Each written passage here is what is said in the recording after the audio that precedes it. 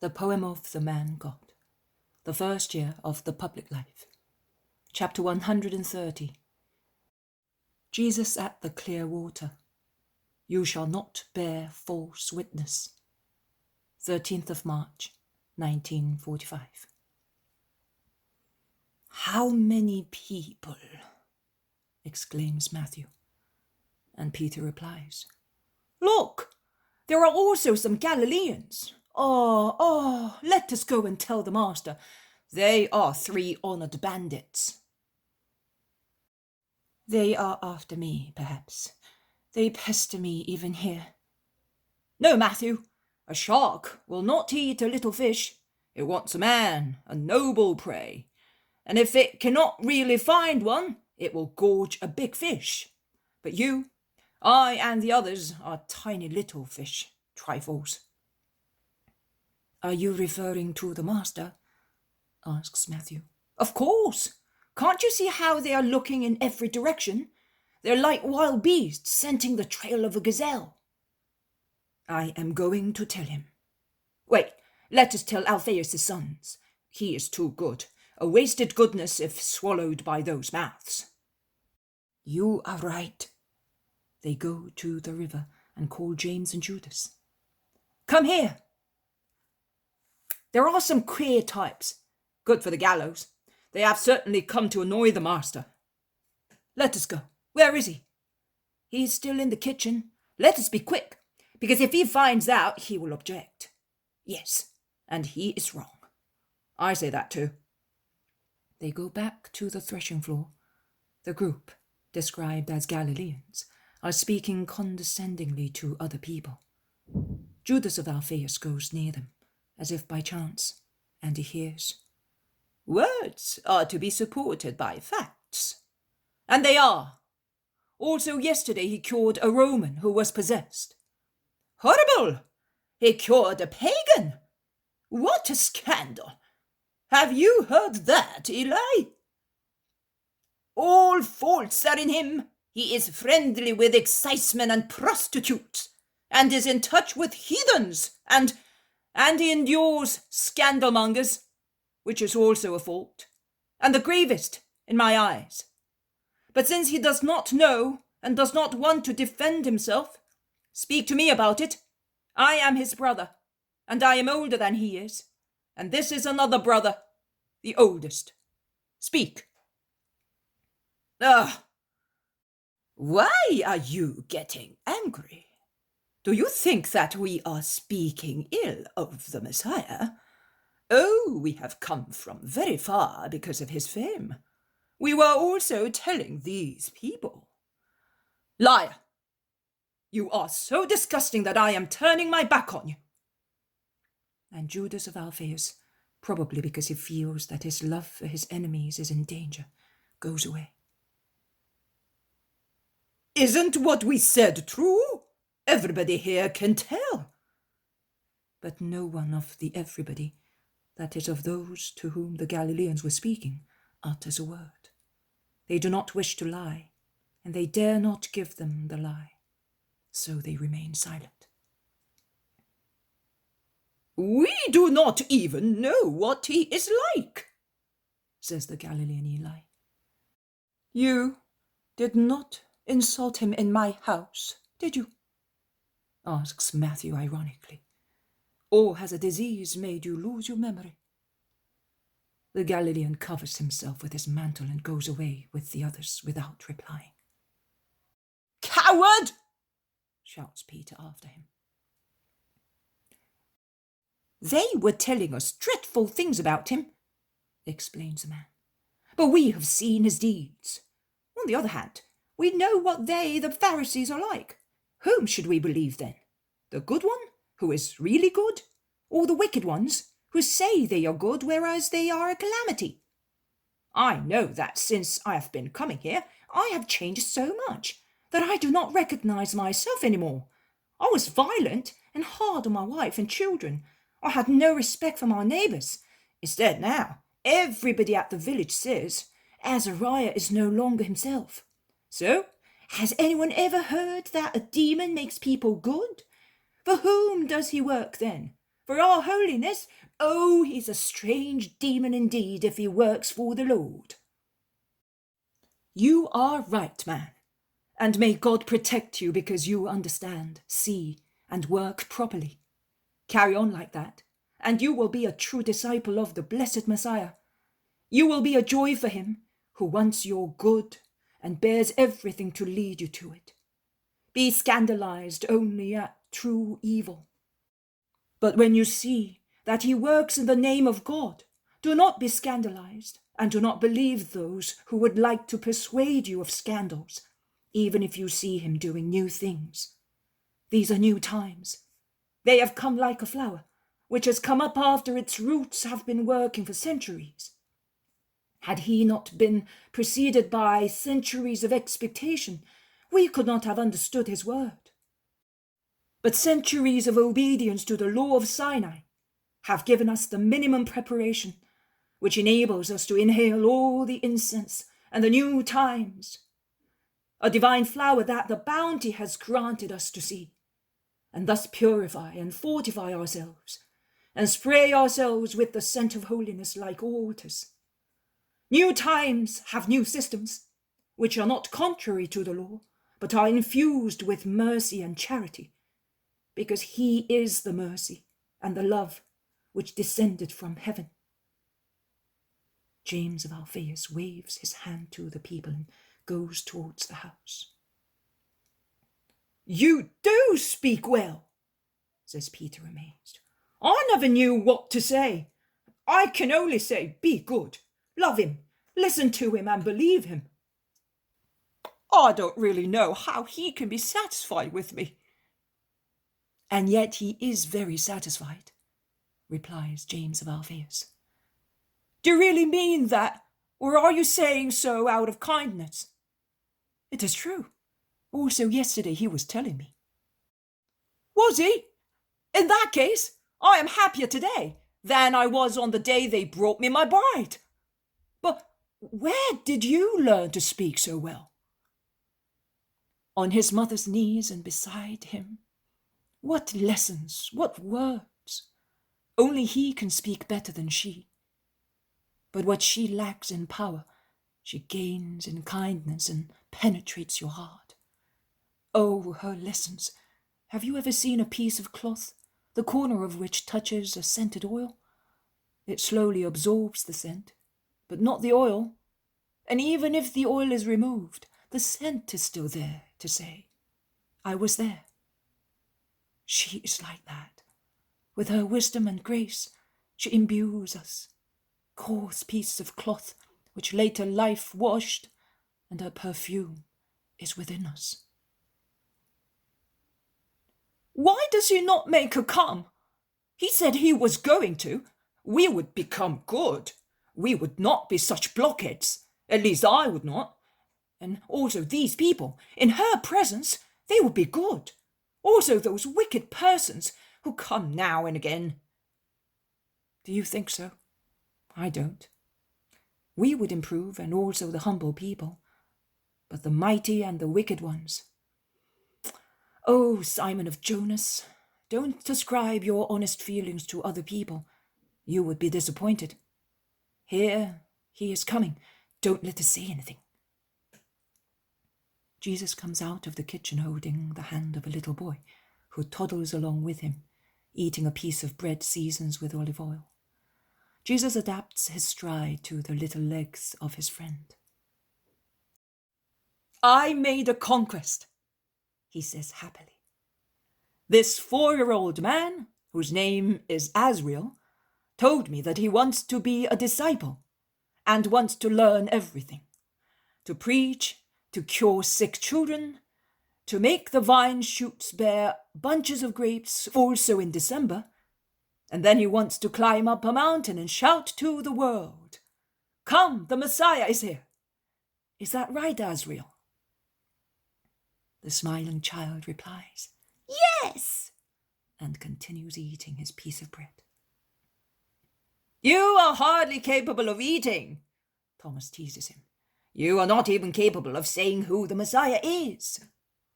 "He is Jesus of Nazareth," And what does Messiah mean? It means the man who was sent to be good and make us all good. And what does he do to make us good? Since you are a little rascal, what will you do? I will love him, and I will do everything, and he will do everything because I love him. If you do that, you will become good too. And you have had your lesson, Thomas. You have the commandment, love me, and you will do everything, because I will love you if you love me, and love will work everything in you. The Holy Spirit has spoken. Come, Azrael, let us go and preach. Jesus is so happy when he is with a child that I would like to take all the children to him and make him known to all the children. Instead, there are so many who do not even know him by name. He passes in front of the veiled woman, and before reaching her, he says to the child, "Say to that woman, peace be with you." Why? Because she is like you when you fall and hurt yourself, and she's weeping, but if you tell her that, it will pass. Peace be with you, woman. Don't cry. The Messiah told me, if you love him, he will love you and cure you, shouts the child while Jesus drags him away without stopping. Azrael has the stuff missionaries are made of, even if for the time being his sermons are somewhat untimely, and he says more than he was asked to do. Peace to you all. It is said, you shall not bear false witness. What is there more nauseating than a liar? Can we not say that he joins cruelty to impurity? Of course we can. A liar, I am talking of a liar in grave matters, is cruel. He kills a reputation with his tongue.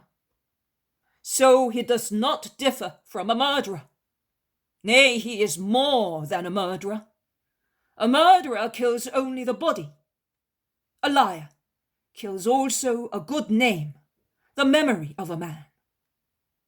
He is therefore twice a murderer.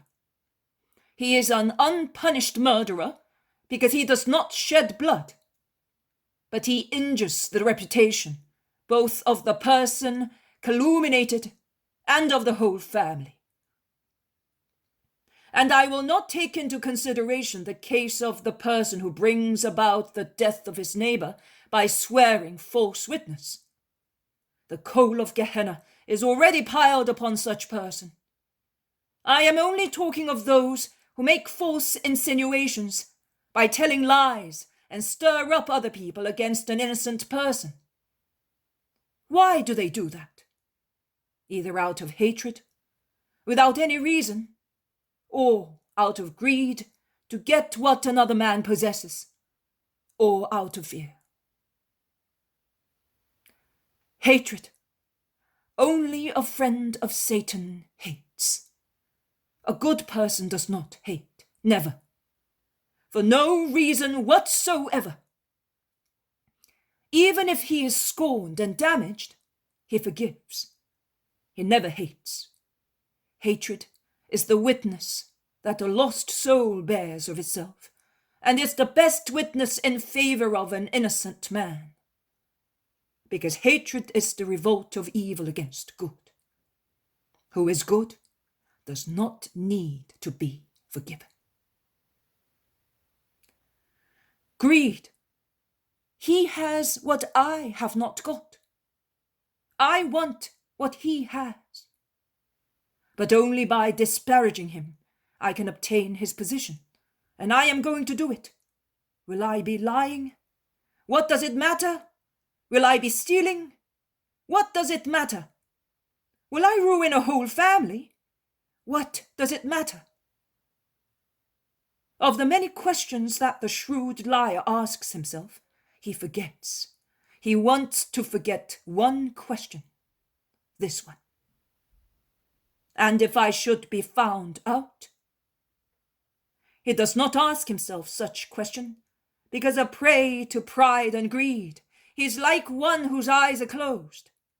He does not see the danger. He is also like a drunk man. He is intoxicated with a satanic wine and does not consider that God is stronger than Satan, and takes vengeance of the calumniated man. The liar has given himself to falsehood and foolishly relies on its protection. Fear. Many a time, man slanders to excuse himself. It is the most common form of falsehood. Evil has been done. We are afraid it might be found out as our deed. Then, using and abusing the esteem in which we are still held by other people, we upset the situation, and we saddle someone else, of whose honesty only we are afraid, with the evil deed we accomplished. We also do it because at times our neighbor has been the unintentional witness of our evil action, and we want to be secure from his eventual witness. So we accuse him to make him unpopular, and thus, if he should speak, no one may believe him. Behave properly, and you will never need such falsehood. Do you not consider when you lie what a heavy burden you take upon yourselves? It is made of subjection to the evil spirit, of perpetual fear of being found out, and of the necessity of remembering the lie, also after years, in all the circumstances and details in which it was told, without contradicting oneself. The labor of a galley slave, if it only helped to gain heaven. Instead, it serves only to prepare a place in hell. Be frank. How lovely are the lips of a man who does not know falsehood. He may be poor, coarse, unknown. He is he? But he is still a king, because he is sincere, and sincerity is more regal than gold and diadems, and elevates one above the crowds more than throne, and procures a greater court of good people than a monarch has. Intimacy with a sincere man gives safety and comfort, whereas friendship with an insincere person, or even to be near such a person, causes a feeling of uneasiness. Since the truth soon comes to light in 1,000 ways, why does he who lies not consider that afterwards he will always be suspected? How can one believe what he says? Even if he speaks the truth, and who hears him wants to believe him, there is always a doubt. Is he lying also now? You may ask, where is the false witness? Every lie is a false witness, not only legal ones. Be simple, like God and a child. Be truthful every moment of your lives. Do you want to be considered good? Be truly so. Even if a scandalmonger should wish to speak evil of you, 100 good people will say, "No, it is not true. He is good. His deeds speak of him." In one of the sapiential books it is said, "A scoundrel, a vicious man, he goes with a leer on his lips, deceit in his heart, always scheming evil. He sows dissension. There are 6 things that the Lord hates, 7 that his soul abhors: a haughty look, a lying tongue, hands that shed innocent blood, a heart that weaves wicked plots, feet that hurry to do evil, a false witness who lies with every breath, a man who sows dissension among brothers. His own lips are to blame when the wicked man is entrapped. A false witness is nothing but deceit. Lips that tell the truth abide firm forever. The tongue that lies lasts only for a moment. The words of a backbiter sound simple, but they pierce man's heart. The enemy brooding over treason is known by his speech. Do not trust him when he whispers, because he carries 7 evils in his heart. He deceitfully conceals his hatred, but his wickedness will be disclosed. The man who digs a pit falls into it. The stone comes back on him that rolls it. The sin of falsehood is as old as the world, and the thought of the wise man concerning it is unchanged. Unchanged is also the judgment of God on those who lie. I say, have only one language. May your yes be always yes, and your no be always no. Also before mighty ones and tyrants, and you will receive great reward in heaven for it. I say to you, be spontaneous like a child, who by instinct goes towards him who he perceives to be good without seeking anything but goodness. And he says what his own goodness makes him think, without considering whether he says too much and whether he may be reproached for it. Go in peace, and may the truth become your friend. Little Azrael, who has been sitting all the time at Jesus' feet, looking up at him like a little bird that listens to the song of its father, makes a loving gesture. He rubs his little face against Jesus' knees and says to him, You and I are friends because you are good and I love you. Now I will say that too. And forcing his voice to make himself heard from one end to the other of the large room, gesticulating as he saw Jesus doing, he says, Listen, everybody. I know where the people go who do not tell lies and love Jesus of Nazareth. They climb up Jacob's ladder, up, up, together with the angels, and they stop when they find the Lord. And he smiles happily, displaying his little teeth. Jesus caresses him and goes among the crowd. He takes the little one back to his mother and says, Thank you, woman, for giving me your child. He has bothered you. No, he has given me love. He is a little one of the Lord, and may the Lord be always with him and with you. Goodbye. It all ends.